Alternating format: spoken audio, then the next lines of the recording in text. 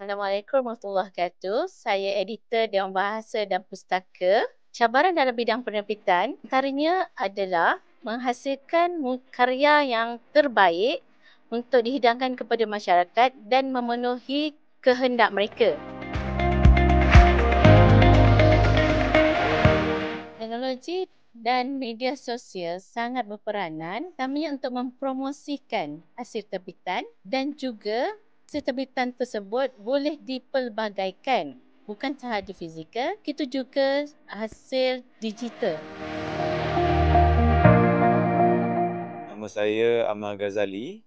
Harapan saya terhadap bengkel ini adalah kita dapat menghasilkan gaya penerbitan jabatan. Ini adalah first step ke arah mewujudkan gaya penerbitan jabatan.